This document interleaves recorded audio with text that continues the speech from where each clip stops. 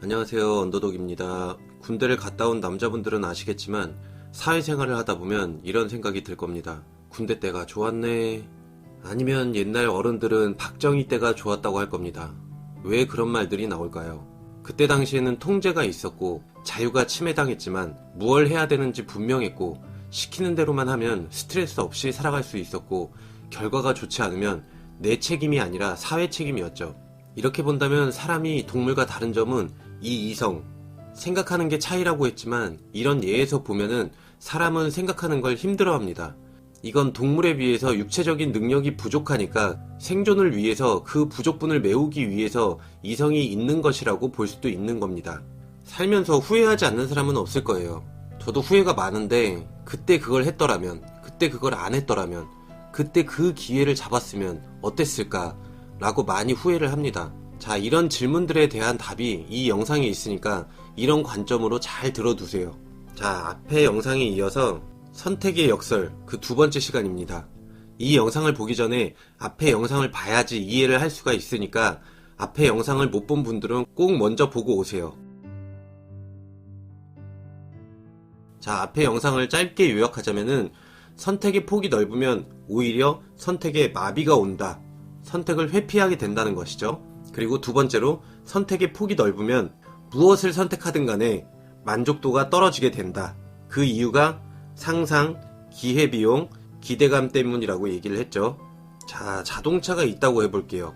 이 세상에 자동차가 딱 한 가지 종류밖에 없는데 나한테 잘 맞지 않는 자동차였다고 하면 이건 누구의 책임인가요? 자, 답을 들으려고 하지 말고 생각을 해보세요.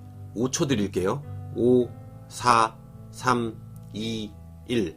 이 세상, 이 사회의 문제예요. 만약에 반대로 자동차의 종류가 수백 가지가 있는데 내가 선택을 했는데 잘못된 차를 샀다고 했을 경우에 뭐 에어백이 안 터지거나 급발진하는 차를 샀어. 누구의 책임일까요? 이번에도 생각을 해보세요. 5, 4, 3, 2, 1. 내 책임이죠. 잘 알아보고 샀으면 피할 수 있었던 문제죠. 인터넷도 잘 되고 구글 검색도 되는데 그걸 모르고 샀던 내가 잘못이죠. 지금 현재 실제로도 그렇잖아요. 보상도 못 받고. 자, 이게 중요한 부분이에요. 수백 가지의 자동차가 있는데 여기서 하필이면 이 차를 선택한 거는 변명할 수가 없어요. 지금처럼 잘못 선택하면 내 책임. 아무리 가장 나에게 좋은 차를 골랐어도 앞에 영상에서 말한 것처럼 상상, 기회비용, 기대감 이런 것 때문에 만족도가 떨어지니까 어떤 선택을 하던 간에 무조건 선택을 한 후에는 후회를 하게 돼 있고 자기 자신을 자책하게 됩니다.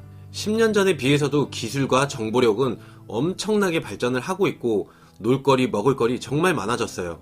AI나 빅데이터란 것이 생기면서 인간의 반복적인 일을 줄여주고 있는데도 불구하고 우울증, 자살 이런 건 점점 더 늘어나고 있는 게 현실이죠. 분명히 이렇게 우울증이나 자살이 증대하고 있는데 이 부분에는 선택의 폭이 그만큼 넓어졌기 때문이라고 볼 수 있어요. 직장이나 돈 버는 것만 봐도 그래요. 유튜버 중에서 어떤 꼬마아이는 몇십억짜리 건물을 샀죠. 스타일란다라는 쇼핑몰을 하는 그 여자분은 몇천억의 쇼핑몰을 팔아치웠죠. 그리고 어떤 사람들은 디지털 노마드라고 해서 자유롭게 돌아다니면서 행복하게 사는 사람도 많고 스마트 스토어로 월 1,000만원씩 번다고 하고 앱 하나를 만들어서 수천, 수억 원을 번다고 하고 배달 어플을 만들어서 4조에 파는 사람도 있고 이렇게 돈 잘 버는 사람들이 수없이 많은데 이렇게 이런 일들은 자격증이 없어도 할 수 있는 일이었잖아요. 이런 일들이 많은데도 불구하고 이렇게 선택의 폭이 넓음에도 불구하고 하필이면 내가 지금 이 일을 선택했기 때문에 내가 현재 하고 있는 일을 하고 있기 때문에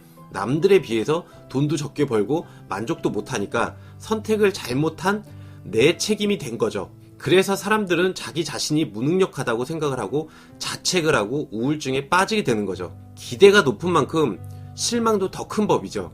지금 자신이 이런 상황에 처한 게 자기 잘못이라고 생각을 하는 겁니다. 객관적으로는 아주 나쁜 걸 한 게 아니에요. 하지만 기분이, 만족도가 떨어지는 거죠. 다시 한번 말하지만 어떤 직업, 어떤 차를 잘못 산 게 내 책임이다 라고 생각하는 게 공식화된 신조라고 하는 거죠. 기정사실화가 되고 있는 거죠. 하지만 이건 거짓입니다. 다 틀린 말이에요. 선택권이 아예 없는 것보다 있는 게 좋은 건 맞아요. 하지만 그 선택의 폭이 아주 많은 게 좋은 건 아니라는 거죠. 이 정도가 딱 좋은 거다 라고 정의할 수는 없어요.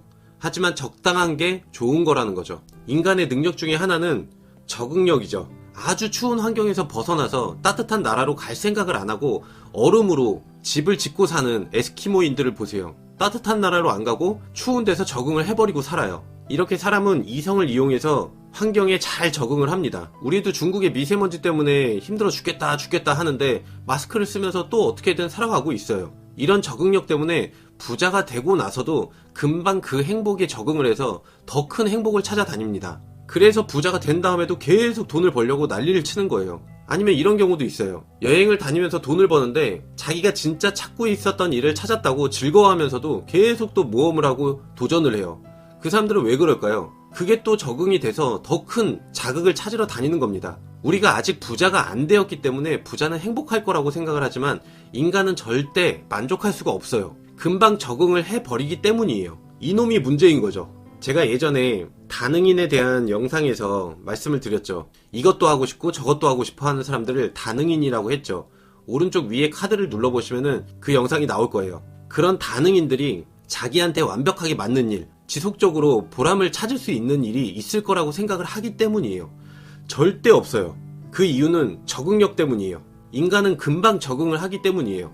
여러분은 이미 수많은 돈 버는 방법을 알고 있어요. 그리고 책들도 엄청나게 많고 매일매일 뉴스에서 나와요. 그 중에서 가장 돈도 안 들고 가장 쉽고 가장 빠르고 가장 안전하고 일도 적게 하면서 할 수 있는 일을 찾았다고 할게요. 만족을 할까요? 절대 아니죠. 돈을 쉽게 벌게 되면은 이번에는 보람되는 일을 찾고 다니고 있습니다. 내가 선택하지 않은 다른 일들의 매력이 더 크게 보이는 것이죠. 이 선택의 폭이 줄어들지 않으면 절대 만족할 수가 없는 거예요. 자, 여러분, 요즘 온라인 강의가 많아지면서 이렇게 강의를 듣고 하루에 2시간씩만 일하면은 몇백 번다는 강의가 많아졌어요. 저는 이렇게 생각을 해요. 현재 최고의 부업 중에 하나는 유튜브예요. 유튜브는 안 하면서 그 강의를 듣고서는 창업을 할까요? 티스토리에다가 애드센스 붙이고 연예 기사만 써도 200만원은 금방 달성해요. 이건 제가 해봤으니까 알아요. 그 어떤 비법도 필요하지가 않아요. 그냥 글 쓰고 이미지만 집어넣어도 그렇게 벌어요. 유튜브나 티스토리 하는 방법은 지금 유튜브나 구글에 보면은 다 알려져 있어요. 이 두 가지는 안 하면서 몇십만원씩 주고 또 다른 창업을 하는 강의를 듣고 다닌다면 그건 또 실천을 할까요? 돈만 버리고 다니는 거예요. 유튜브에서 동기부여 영상을 봐도 아무런 도움이 되지가 않아요. 그런 영상은 남의 동기부여이지 내 안에서 나오는 의지가 아니기 때문에 다음날 가면은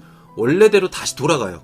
아무것도 안 한다는 거죠. 할 사람은 강의 안 봐도 알아서 하고 유튜브에서 구글 검색해서 찾아서 합니다. 제가 그런 부분은 너무 답답해요. 그냥 뭐가 있나 하고 찾아만 보고 있는 거예요. 사업에서 어느 정도 성과를 거둔 사람은 강의 보고 그렇게 성공을 하는 사람은 없어요. 성공한 사람은 성공해서 자기가 그 강의로 돈을 벌고 있죠. 강의나 이런 거에 의존하지 말고 내가 찾아서 할 생각을 하세요. 그래야지 앞으로도 어려운 일이 생기면은 생길 수밖에 없어요. 사업을 하면은 그걸 또 해결할 수가 있어요. 남한테 의지하지 마세요. 그런 사람들 자체는 사업할 자질이 아직도 안 된 겁니다. 제가 답답해서 조금 흥분을 했네요.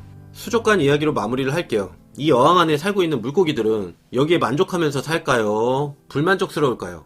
얘네들도 주말에 저기 홍대 같은 바다에 가서 놀고 싶지 않을까요? 클럽 가고 싶고. 얘네들도 어떻게 보면 여기가 답답할 거예요. 그래서 만약에 얘네들한테 자유를 준다고 수조를 깨주면 어떻게 될까요? 자유를 얻는 게 아니라 마비가 돼요.